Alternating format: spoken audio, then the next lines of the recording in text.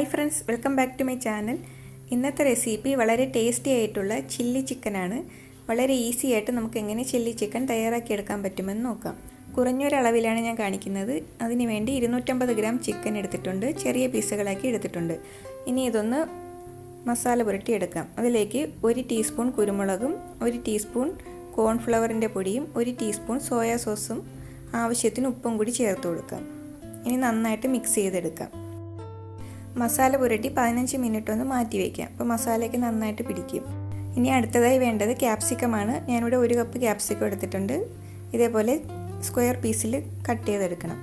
പിന്നെ വേണ്ടത് ഉള്ളിപ്പൂവാണ്, അല്ലെങ്കിൽ ഉള്ളിത്തണ്ടെന്നൊക്കെ പറയും. ഇതും ചെറുതായിട്ട് കട്ട് ചെയ്തെടുക്കണം. പിന്നെ 1 പച്ചമുളക് ചെറുതായി കട്ട് ചെയ്തെടുത്തിട്ടുണ്ട്. 1 സവാളയും സ്ക്വയർ പീസിൽ കട്ട് ചെയ്തെടുത്തിട്ടുണ്ട്. ചെറിയ കഷ്ണം ഇഞ്ചിയും 1 അല്ലി വെളുത്തുള്ളിയും. വലിയ വെളുത്തുള്ളി ആയതുകൊണ്ടാണ് 1 അല്ലി എടുത്തിരിക്കുന്നത്. അതും കൂടി ചെറുതായിട്ട് കട്ട് ചെയ്തെടുക്കണം. ഇനി നമുക്ക് ചിക്കൻ ഒന്ന് ഫ്രൈ ചെയ്തെടുക്കാം. വെളിച്ചെണ്ണയൊന്നും എടുക്കരുത്. സൺഫ്ലവർ ഓയിലോ ഒലിവ് ഓയിലോ ഇതിലേതെങ്കിലും എടുത്താൽ മതി.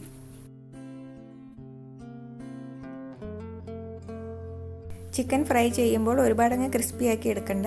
ഇവിടെ ഇപ്പോൾ ചിക്കൻ ഫ്രൈ ആയിട്ടുണ്ട്. ഈ ഒരു പരുവത്തിന് ഫ്രൈ ചെയ്തെടുത്താൽ മതിയാകും. ഇത് മാറ്റി വയ്ക്കാം. ഇനി ചില്ലി ചിക്കൻ ഉണ്ടാക്കാൻ തുടങ്ങാം.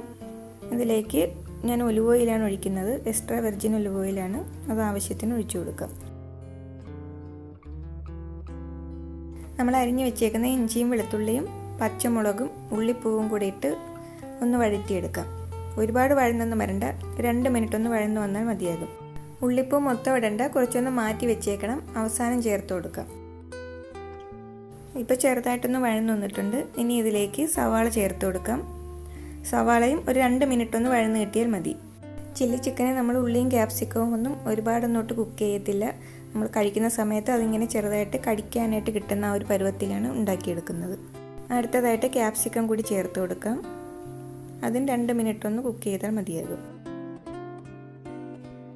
ഇപ്പോൾ അത്യാവശ്യം കുക്കായിട്ടുണ്ട്. ഇനി ഇതിലേക്ക് 1 ടീസ്പൂൺ സോയാ സോസും 1 ടേബിൾ സ്പൂൺ ടൊമാറ്റോ സോസും കൂടി ചേർത്ത് കൊടുക്കാം. നന്നായിട്ട് മിക്സ് ചെയ്ത് കൊടുക്കാം.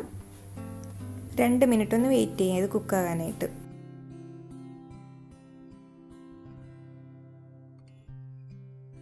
അര ടീസ്പൂൺ കുരുമുളക് പൊടി ചേർത്ത് കൊടുക്കാം. അത് നന്നായിട്ട് മിക്സ് ചെയ്ത് കൊടുക്കാം.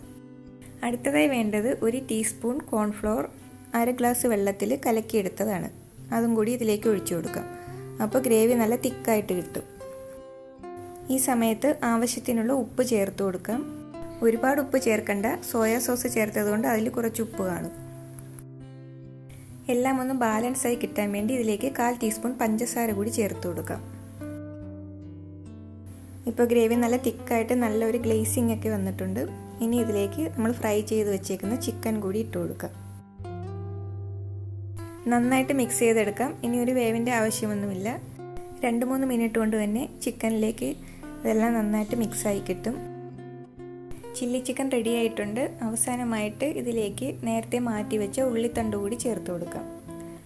അപ്പോൾ നല്ലൊരു ഫ്ലേവർ കിട്ടും. അപ്പോൾ എല്ലാവരും ഈ രീതിയിൽ ഇതൊന്ന് ട്രൈ ചെയ്ത് നോക്കണം. ഇഷ്ടപ്പെട്ടെങ്കിൽ ഒന്ന് ലൈക്ക് ചെയ്യാനും ഷെയർ ചെയ്യാനും കമൻറ്റ് ചെയ്യാനും ഒന്നും മറക്കരുത്. പുതിയ റെസിപ്പിയുമായി നമുക്ക് അടുത്ത വീഡിയോയിൽ കാണാം. താങ്ക്